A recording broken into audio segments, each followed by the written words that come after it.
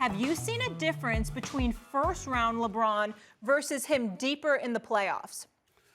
To me, it's all about the durability. I don't believe that LeBron James is healthy. He's not even close to 100%. And I think that, unfortunately, that's what he's going to need to be in order to win the chip, and to repeat as a champion.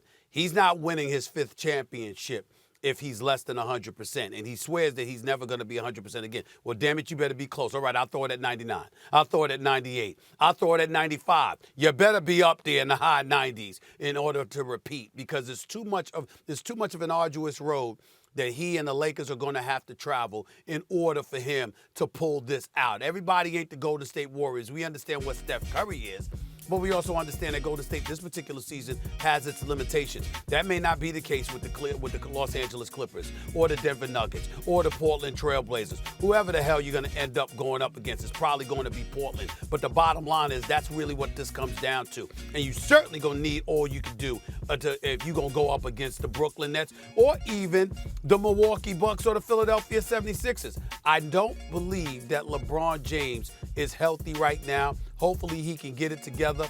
But right now, durability is a huge, huge, huge question mark. And that's my concern with him right now. So wait, so is your concern that he's going to be worse off early because he's hurt, or as the playoffs go on, it's going to get worn down even more? So he'll be better. As the playoffs go on, he's going to get worn down even more. That's possible. I mean, that's possible that happens. I think if the Clippers were avoiding the Lakers in the first round, that's probably that's probably entered their minds and factored into their thinking.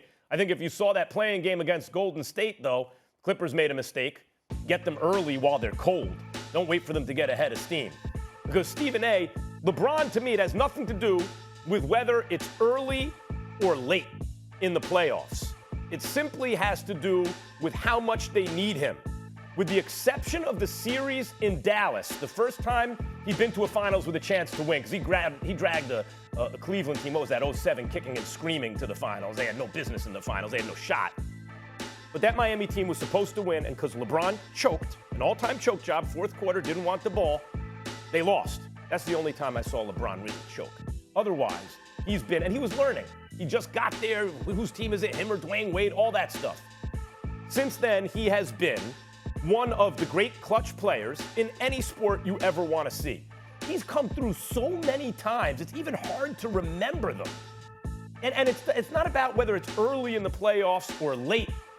It's about when they need him to do it. And it's also not just about scoring the ball. And it's also not just about offense. LeBron has some of the most memorable defensive plays not just in the finals, throughout the playoffs. He's had some of the most incredible defensive assignments for a guy where you're like, wait, he's guarding the point guard, and the point guard is the fastest thing on 2 feet, and LeBron's a forward, and he's guarding that dude.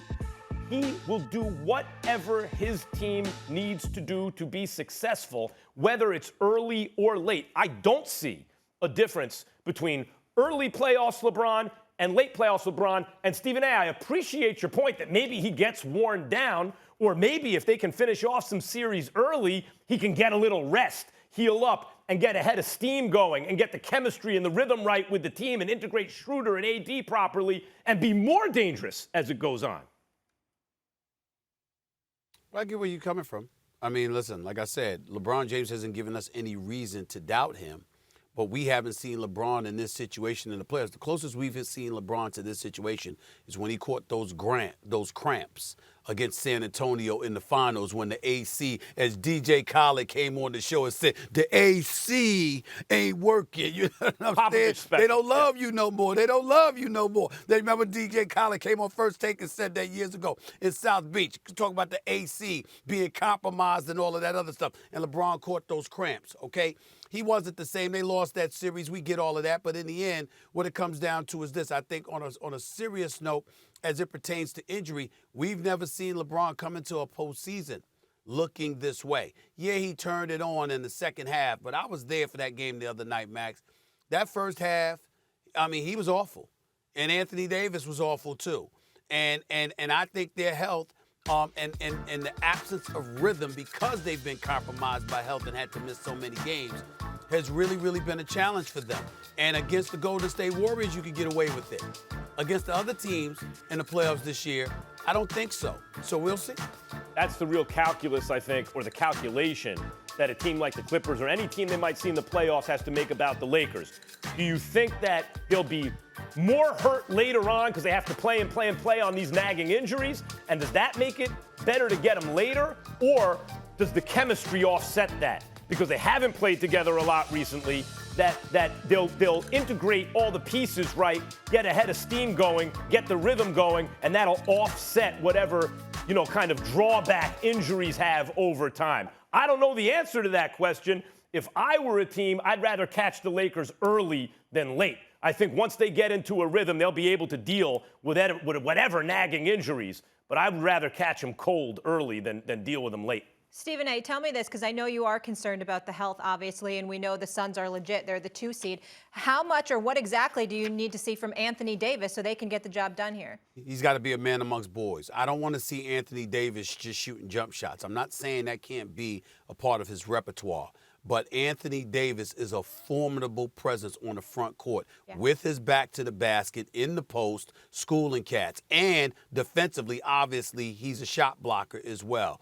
He needs to be a dominant big man. He can't give DeAndre Ayton any life. He can't allow that young man to believe he belongs on a court with Anthony Davis throughout this series. And Chris Paul and those boys have been in DeAndre Ayton's ear and preaching to him about how important he is to the success of this team. They don't have a shot at winning it all if DeAndre Ayton doesn't show up against the big boys in the West. Anthony Davis, Jokic, Rudy Gobert, and others.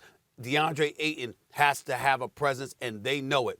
Anthony Davis has to kill that before he gets any kind of momentum whatsoever, or it could give Phoenix even more life than we realize, and they could end up winning this series.